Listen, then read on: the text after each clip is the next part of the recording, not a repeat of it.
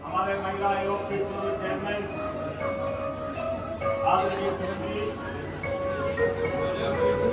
हम सबके मार्गदर्शक और इस क्षेत्र के पात्र में सम्माननीय देवभान जी शर्मा सेक्टर 3 पंचायत के पंचायत के मुखी आदरणीय धनराज जी, सेक्टर 2 सिंधी पंचायत के मुखी भाई कन्हैयालाल जी, उपस्थित सभी भाइयों और बहनों, आज मुझे अत्यंत प्रसन्नता की अनुभूति हो रही है। सिंधी समाज के इस कालिका महोत्सव का आज समापन कार्यक्रम है। मैं भी पूछ रहा था कालिका महोत्सव क्या है, तो मुझे बताया जब फिरोज शाह बादशाह ने हिंदुओं पर अत्याचार किए, हिंदुओं को बाध्य किया कि वो अपनी टोपियों जिन्हें उतारे, तो हमारे सिंधी समाज के लोगों ने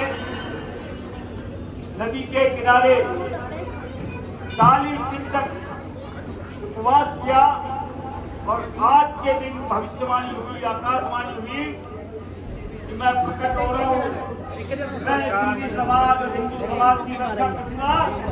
तो इसके उपलक्ष्य में आज का ये कार्यक्रम अपन लोग आयोजित करते हैं। आज झूलेलाल जी ने आकाशवाणी की और सेक्रेटरी के लिए उसका अवतरण हुआ, जो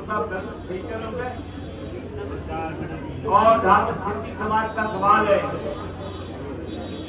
सबको पता है कि सिंधी समाज और भारतीय जनता पार्टी एक दूसरे की पूरक।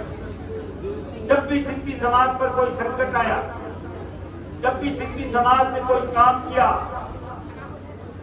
कोई काम बताया, तो भारतीय जनता पार्टी का हर कार्यकर्ता आप लोगों के साथ रही। पिछले कई सालों तक राजस्थान में कांग्रेस का राज था, पर उन्होंने कभी समाज के लोगों को टिकट नहीं दिया, केवल एक किशन मोटवानी को एक बार उपाध्यक्ष बनाया था। और जब भारतीय जनता पार्टी का राज आया तो एक एक नहीं 2-2 मंत्री, जहाँ सिंधी समाज के केवल 250 वोट है निम्बाड़ा में, उनको मान ले टिकट दिया, चुनाव जीते और उनको फिर परिषदीय मंत्री बनाया। जो ध्यान ले और ये उत्तर से हमारे वासुदेव जी देवनानी, वो तो सबसे बड़े महकमे के मंत्री, शिक्षा मंत्री, 4 बार वो उनको टिकट दिया, 4 बार जीते।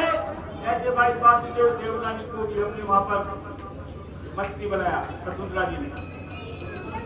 और जहाँ तक मेडिकल की बात है, पता नहीं क्या दिखता नहीं है, लाल कृष्ण अडवाणी हम सबके मार्गदर्शक, देश के उप प्रधानमंत्री का श्रेय यदि किसी को है तो वो हमारे लाल कृष्ण अडवाणी को। राम जी जेठमलानी कानून मंत्री बने, क्या पता है। और अभी जब चुनाव आ रहे हैं, हमारे मालवीय नगर में एक मोहतरमा यहाँ पर चक्कर काट रही है। छोटा मोटा काम भारतीय जनता पार्टी सैंक्शन करवाती है, नगर निगम में छोटे मोटे अधिकारियों को धमकी देती है, काम रुकवा देती है, और फिर वो आके के उसका पिस्ता काटती है।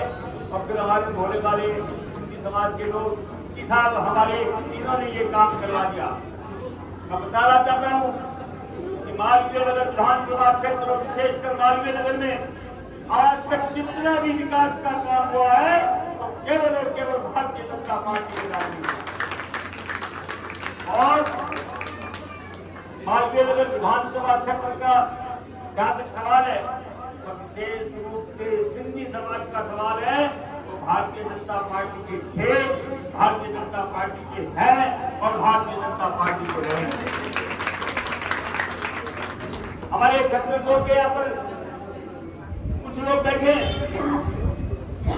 उन्होंने भी कहा कि साहब हमारे यहाँ पर ओपन जिम लगा दी, हमारे यहाँ सीवरेज बना दी, हमारे यहाँ सड़क बना दी। मैं बताना चाहता हूँ कि सारा काम आज लगे के दिन में महापौर कौन है? महापौर किस पार्टी की है? आज भारतीय जनता पार्टी की जयपुर नगर निगम ग्रेटर में आज महापौर है और उसके आदेश से सारा काम होता है। पर एजेंट का ट्रांसफर करा दूंगी, एजेंट का ट्रांसफर करा दूंगी, उनको धमकी देंगे तो हमारे लोग, हमारी पार्षद, हमारा विधायक, हमारा सांसद जो काम सैंक्शन कराता है और बीच में लपट के और उसका उद्घाटन करके फिर कहते हैं मैंने कराया। मैं पूछना चाहता हूँ, 4.5 साल से आपका राज है, 4.5 साल में क्या किया? अभी चुनाव के समय वहां ओपन जिम बना रहे, वहां पर सीवरेज का काम कर रहे, वहां पर सड़क का काम कर रहे।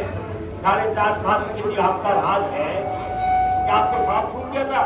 क्यों नहीं काम कराया?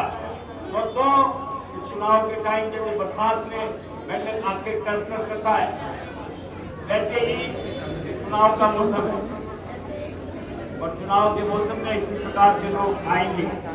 और मैंने ये सुरक्षा गेट लगवा रखे ना चारों तरफ, तो इसलिए लगवा रखे जब कोई अवांछनीय तत्व आपके सेक्टर में आए, दरवाजे बंद कर लेना, उनको आगे बढ़ देना।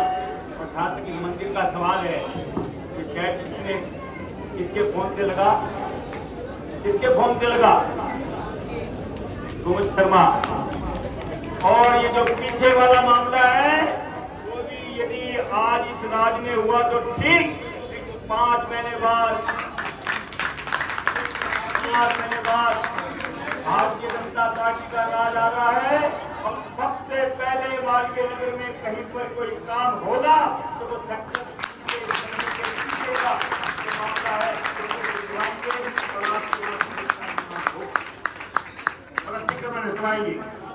मामला है